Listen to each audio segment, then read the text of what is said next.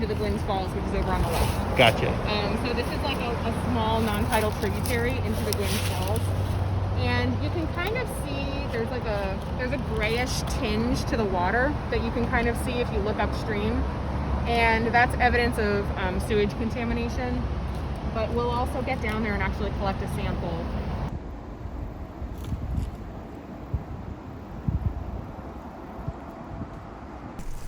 Blue Water Baltimore maintains a water quality monitoring program all along the Patapsco River watershed. So today, my colleague Barbara and I are out along the Gwynns Falls collecting samples, non-tidal samples. We have 14 stations in the Gwynns Falls, and today we're at the Gwynns Run. So we have instrumentation in the water right now that's taking measurements of dissolved oxygen, temperature, conductivity, which is how salty the water is, and pH, so how acidic the water is. We're also taking samples of the water that we can send off to a lab, and those samples will get tested for bacteria and nutrients today. So these ones will get taken off to our lab. This big bottle that I'm filling up right now will get tested for nitrogen and phosphorus.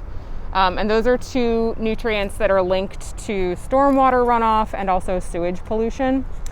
Nitrogen and phosphorus can do some pretty nasty things to the water. Eventually they will cause algae blooms, and it can cause problems for the benthic organisms living in the stream as well, so the little water bugs.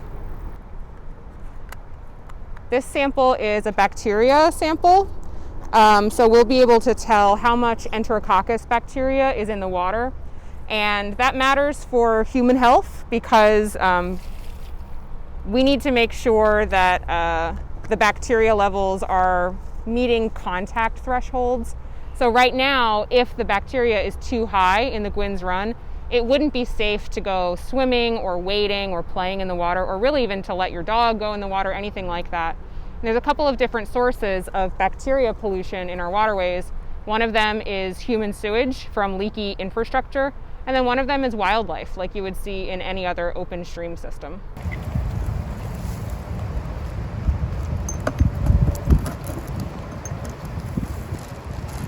Turbidity is 6.821. So this is a sanitary sewer manhole, and so this is an access point to the sewage system in Baltimore City.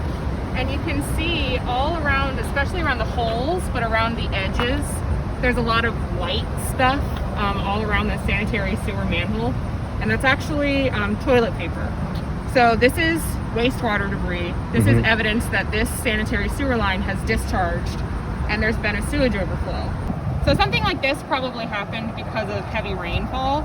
Our sewer lines, our sanitary sewer lines are not supposed to convey rainwater, but we have really old leaky infrastructure. That's like a flushable wipe. It's not actually flushable. Right. You can see it. Like, yeah, they're all coming down there. As you move down, you can kind of see this big log jam. And also like all of these plastic bottles along the sides of the path. And this is what I was talking about earlier. This is all just evidence of like flash flooding, basically. So the stream has clearly crested up over this bridge. And you can see that's a pretty good distance.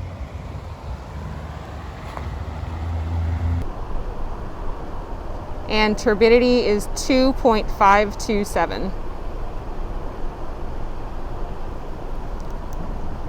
So you can tell there's a pretty significant difference between the main stem of the Gwynns Falls and what we just got for the Gwynns Run. So the Gwynns Run, again, is really just, it's draining infrastructure. That's a big piece of what that stream is. So it just highlights the difference between that ultra-urban water quality versus something that's a little bit more natural. So the turbidity is really a measurement of how much stuff is in the water. It's really just cloudiness of the water, and that can be caused by a lot of different things. It can be due to sewage discharges, so that can increase turbidity. It can be due to stormwater pollution. That's the most common cause of increased turbidity. It's just that it's been raining. But it can also be due to illicit discharges. So facilities, companies that are dumping pollution into our waterways, that can cause the turbidity to increase as well. Turbidity is just one measurement of the overall picture. So that's why it's so important that we take readings of a full suite of water quality parameters to figure out how healthy or sick our streams really are. All of our data is posted online at www.baltimorewaterwatch.org. You can also get there if you type in howsthewaterhun.org. We upload all of our data as soon as we get it processed in-house. So typically that's just within a couple of days for some readings.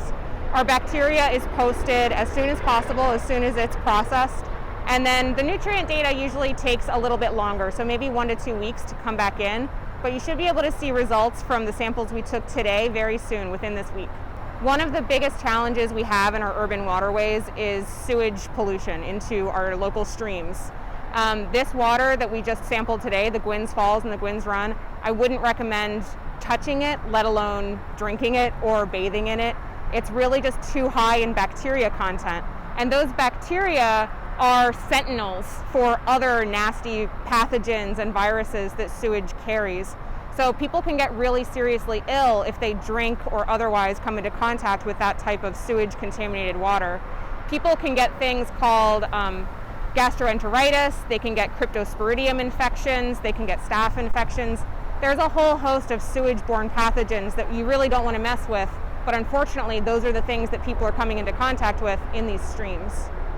You know, we talk about whether or not a waterway is fishable or swimmable or even drinkable, but you could go to a pristine stream in the middle of the woods, and unless it's a protected spring source, you still wouldn't want to drink that water because there's all sorts of wildlife pooping near it, and all of that poop is carrying bacteria that could be harmful to your health.